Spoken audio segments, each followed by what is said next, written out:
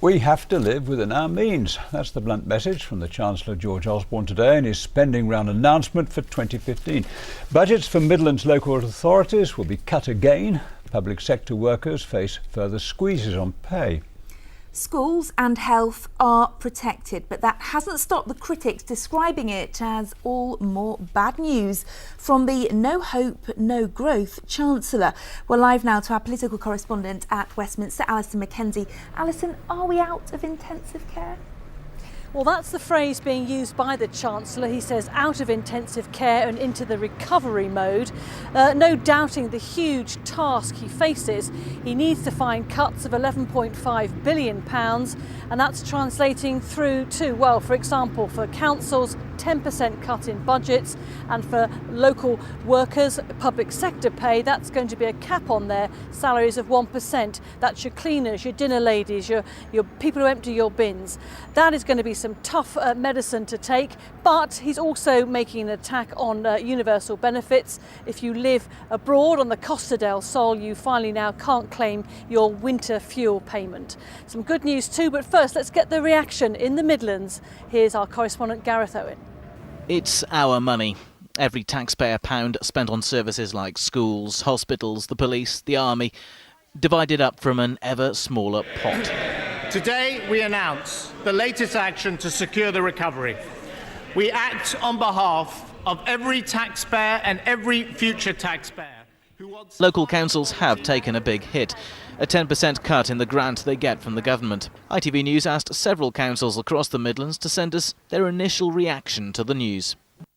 For Worcestershire County Council, there's no doubt that spending settlement provokes some challenges, but if we continue to reform and deliver fairness, I think it's actually not going to be too bad a settlement.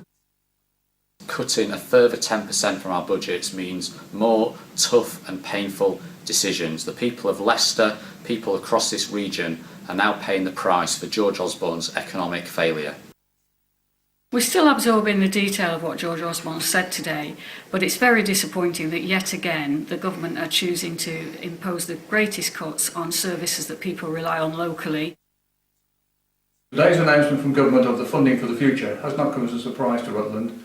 We're already one of the lowest funding counties in the country. However, we will work towards the agenda of improving our economy and helping ourselves as part of the future. Another casualty, the much publicised Heseltine report, and with it, the promise of billions of pounds for Birmingham. We had hope for major investment out of the growth fund recommended by Lord Heseltine.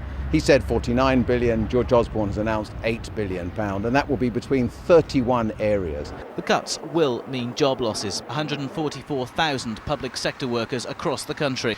Of those who remain, teachers, nurses and prison workers will lose their right to automatic annual pay rises. We've already seen West Midlands councils over the past couple of years have to make savage cuts. So what we're going to end up with is even more council workers thrown on the dole, even more people having cuts to their services. Now we know a little more about how the axe will fall. We may have to wait longer for the detail. Gareth Owen, ITV News. And Alison, the other topic on the agenda, the highly controversial HS2. Yes, this is what's been billed as the positive news coming out of today's politics. HS2, one of many infrastructure projects they're very proud to announce today. That's on that side. It's a bill in Parliament to get to the money so they can pursue further the need for financing and funding of that. But of course there is still lots of opposition along the route and concern particularly at the big headline announcement of £40 billion now, the cost attached to HS2. This reaction today from people interviewed by our transport correspondent Keith Wilkinson. Therefore, we have set an overall indicative the moment the Transport Secretary revealed the budget for HS2 is no longer the £33 billion expected. A total of £42.6 billion at 2011 prices. That includes, can I just finish this one point if I may? That includes a £12.7 billion of contingency. I give way. It retains cross-party support. We will support this legislation today.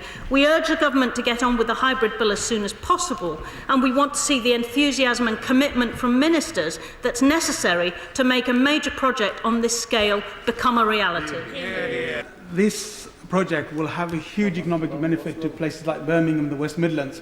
I have a company just come in from the UAE who were originally going to settle in London but now settled providing 20 jobs, going up to 80 jobs in Birmingham by the end of this year.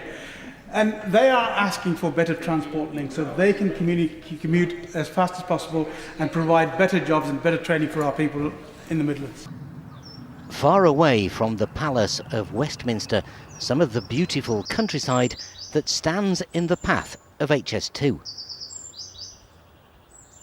These fields near Balsall Common and Berkswell will be part of a giant construction site. It will cross the West Coast Main Line here. Commons debates on high-speed rail between London, Birmingham, Leeds, Nottingham and Manchester continue to anger people living en route. And where we're standing, there'll be a massive viaduct over our heads here. The fact is that there's a government department in a time of severe economic difficulty trying to get permission to spend money on a massive project that the country simply doesn't need. Today the Chancellor's announcing 11.5 billion in further cuts, and yet at the same time the country's or the government is prepared to put taxpayers' money into this white elephant. It is a total waste of taxpayers' money. At the moment, me and many of my colleagues in the village and other villagers think we're not being listened to. We're being heard but not listened to, and certainly not taken any notice of. It's a greenbelt area which is going to really sort of make a lot of difference to all the people and all the traffic that's going to be travelling up and down this country lane, which is what it is really. To this sort of site is going to be absolutely appalling. And just basically it's just not necessary.